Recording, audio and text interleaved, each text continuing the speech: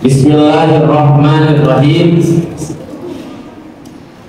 Alhamdulillah haqqa hamdi. Alhamdulillahi hamdan katsiran thayyiban mubarakan fi. Nahmaduhu wa nasta'inuhu wa nastaghfiruhu wa nastahdihi wa natubu ilaihi wa la na'budu illa iyyahu wa natawakkalu alaihi.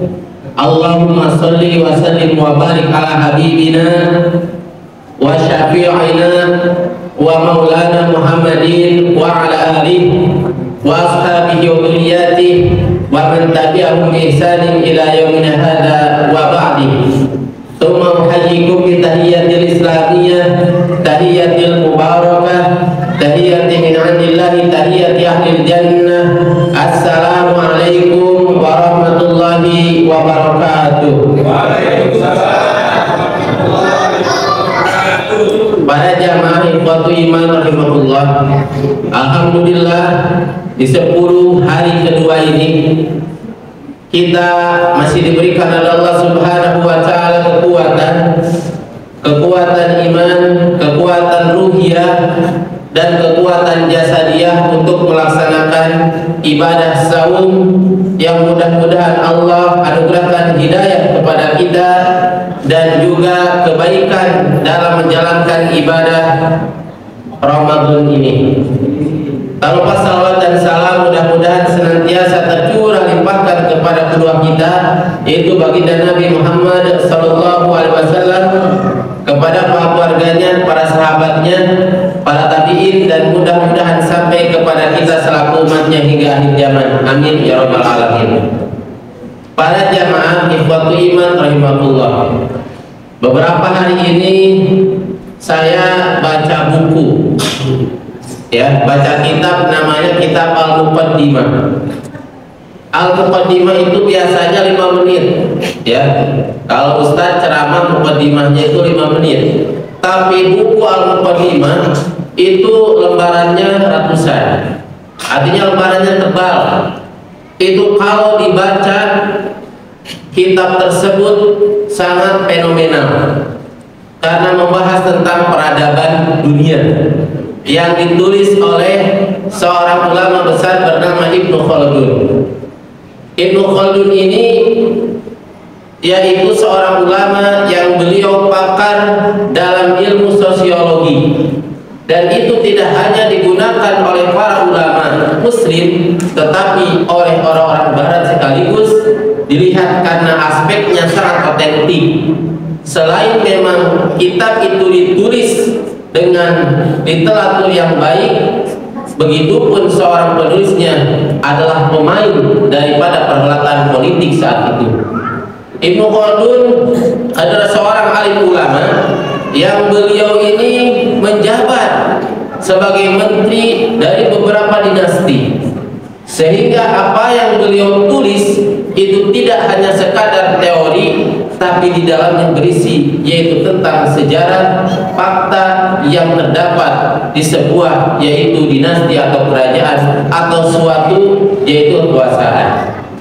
Para jamaah ikhwatu iman rahimahullah, di dalam kitab tersebut disampaikan bahwa konsep daripada hadharah, konsep daripada peradaban diawali daripada isi dan misi yang sama antar suatu kabilah, antar suatu kelompok, antar suatu ummah, yang mana kecocokan visi misi itu yang melatar belakangi adanya sebuah perkumpulan yang namanya baik itu pemerintahan, kerajaan ataupun daulah dan lain sebagainya. Kata Ibnu Khaldun, kalau hilang visi misi yang disebutkan oleh Ibnu Khaldun, disebut visi itu bermakna fanatisme. Tapi fanatisme itu aspeknya adalah aspek bagaimana orang itu memiliki daya perjuangan secara bersama, yaitu bagaimana kohesi sosial, suatu perkumpulan itu satu frekuensi. Maka ketika fanatisme, dalam artian fanatisme ini memperjuangkan visi yang satu, itu masih dimiliki oleh setiap negeri, maka yang besar. Nah, dalam hal ini kita mengkaji, setelah fanatisme itu akhirnya membuat sebuah negara, sebuah pemerintahan, maka di fase yang kedua adalah fase yang mana pemerintah itu diuji dalam menerapkan kaidah-kaidah hukum. Kita bisa melihat bagaimana peradaban Madinah. Rasul datang ke Madinah, itu pertama kali yang Rasulullah lakukan adalah mempersatukan umat.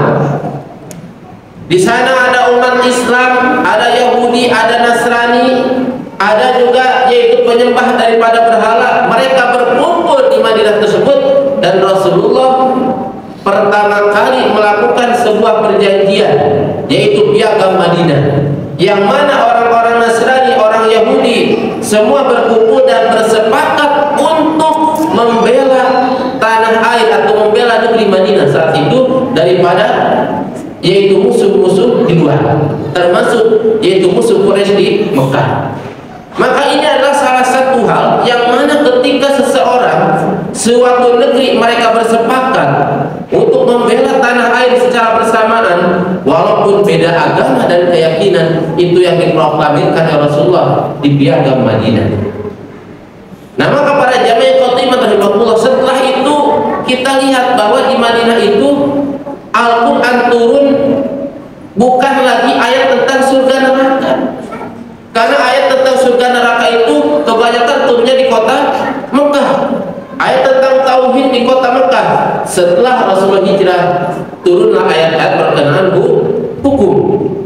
Kenapa? Karena setelah adanya sebuah persatuan daripada hadharah, peradaban, semua ada sepakat untuk membela, menjunjung yaitu dinul Islam itu dengan sebaik-baiknya, maka yang berikutnya harus ada hukum, yang hukum itu dapat menjalankan roda pemerintahan untuk memberikan keadilan, untuk mengayomi daripada orang yang lemah, dan memberikan kesempatan orang yang kuat untuk mereka itu bisa produktif dalam sebuah negara. Maka ketika Rasulullah melihat Madinah itu sudah yaitu menjadi sebuah negeri yang utuh, hukum-hukum sudah keluar, maka saat itu pun Rasulullah bagaimana juga melakukan sebuah futuhat-futuhat, baik itu futuhat di negeri Mekah ataupun yaitu futuhat berikutnya setelah baginda Nabi Muhammad meninggal, itu diteruskan oleh Sayyidina Abu Bakar As-Siddiq, Sayyidina Umar, dan sampai dengan Sayyidina Ali. Futuhat-futuhat itu sampai sektor Jazirah Arab, bahkan sampai ke Persia dan Romawi. Kenapa ini terjadi? Ini terjadi karena tentunya ketika sebuah bangsa tersebut itu memegang Al-Quran dan Sunnah, bangsa tersebut memegang aturan-aturan Allah Subhanahu wa Ta'ala, maka peradaban itu akan dijaga oleh Allah Subhanahu wa Ta'ala. Lihat peradaban Persia Romawi. Detik ini Persia sudah tidak ada lagi peradabannya. Romawi mungkin masih ada sisa-sisanya, tetapi peradaban Islam sampai detik ini itu masih ada. Peradaban Islam masih ada. Kenapa? Al-Quran dan Sunnah kan masih dipegang. Dan orang-orang yang mungkin dahulu sudah berjuang dengan adanya yaitu kerajaan Islam, yang kerajaan-kerajaan ini menggunakan yaitu syariat Islam, terakhir yaitu kerajaan Turki Utsmani, yaitu runtuh di 1923 atau 24. Sekarang sudah 1 abad. Tetapi Islam sampai detik ini itu ajarannya menyebar sampai ke Eropa, ke Jepang, sampai ke seantero dunia saat ini. Maka jikalau peradaban ini kembali bangkit Islam ini, maka dengan kebangkitan Islam itu akan memberikan banyak kebaikan untuk umat. Detik-detik ini bagaimana peradaban-peradaban barat tidak memberikan solusi yang signifikan. Dibentuknya PBB perang di mana-mana, dibentuknya keamanan-keamanan perang di mana-mana, bahkan sekarang kezaliman merajalela. Maka ketika kezaliman merajalela, ketika sebuah negeri yang dibilang adidaya dia merasa sombong dan congkak, maka saat itulah tibanya kehancuran untuk negeri yang dia merasa bahwa dirinya itu besar. Kenapa? Karena negeri itu, kata Ibnu Khaldun, pun semakin dia itu besar, maka dia pun semakin kebutuhannya tinggi, semakin yaitu inflasinya tinggi, pajaknya semakin tinggi. Lama-lama bangsa itu pun akan menjadi bangsa yang lemah. Nah, giliran ketika suatu bangsa itu lemah, maka dia pun akan kembali menjadi bangsa yang kuat. Indonesia mungkin saat ini bangsa yang lemah kita ini. Bahkan katanya IQ-nya aja 80, ya. Padahal kalau negara-negara lain di atas 100, Indonesia 80 secara IQ. Gak tahu benar atau tidak, tapi katanya seperti itu.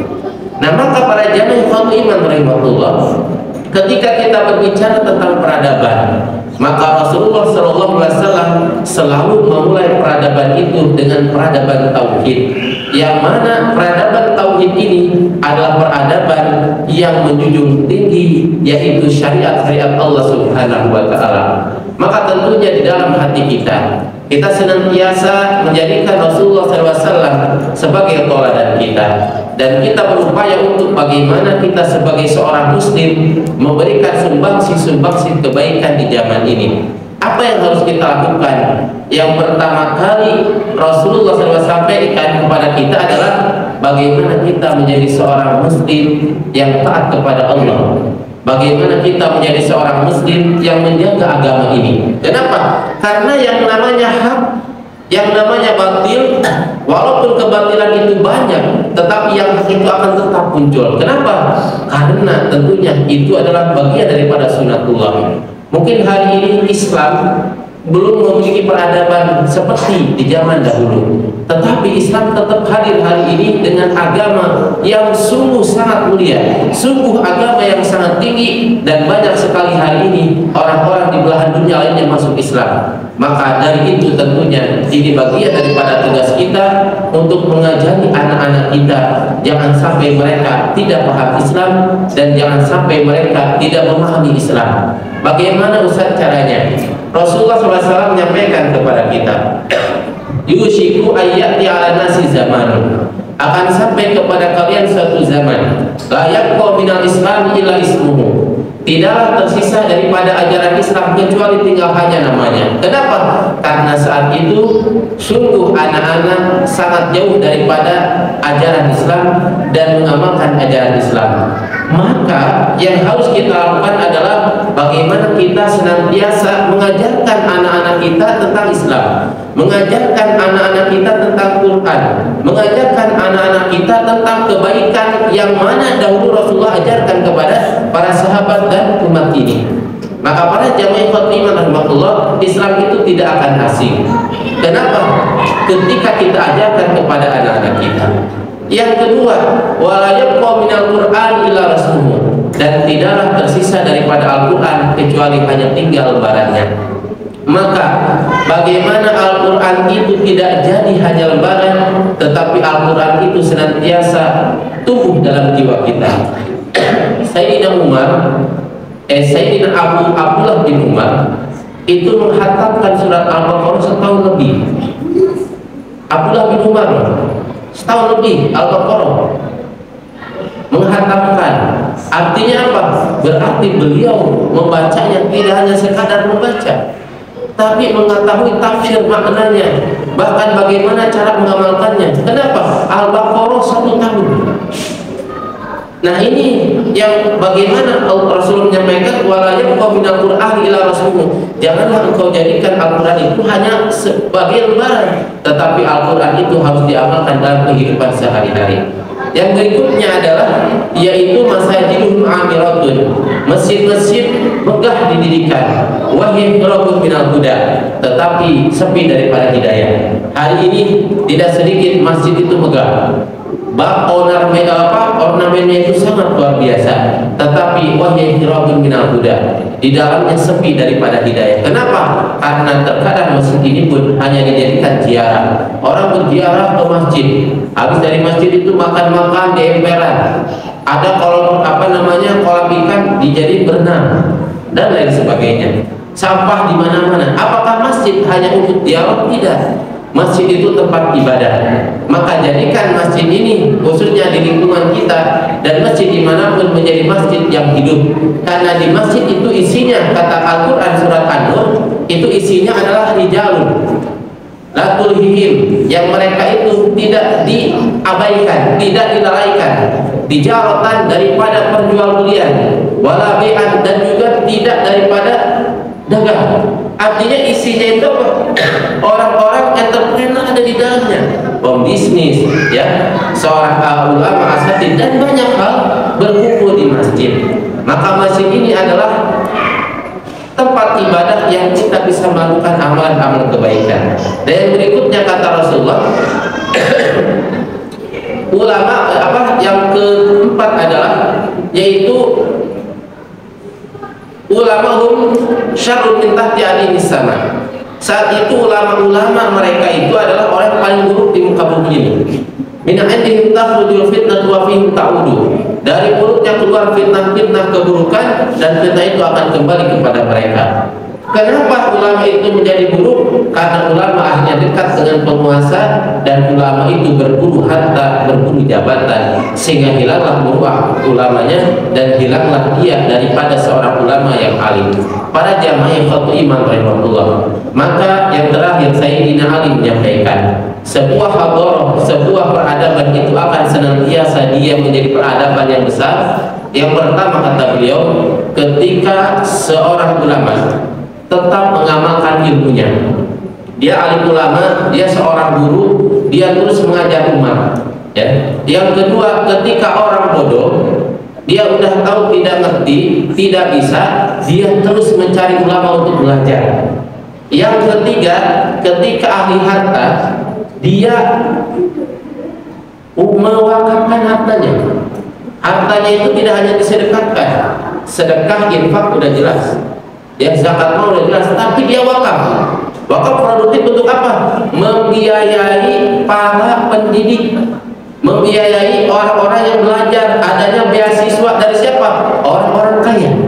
Atas Sayyidina Ali. Jadi orang kaya itu, ya, sebagaimana hari ini orang-orang kaya di dunia itu mereka yaitu berwakaf. Kalau kita bahasa Islam wakaf, ya, ke Harvard Oxford University. Ya, Harvard University.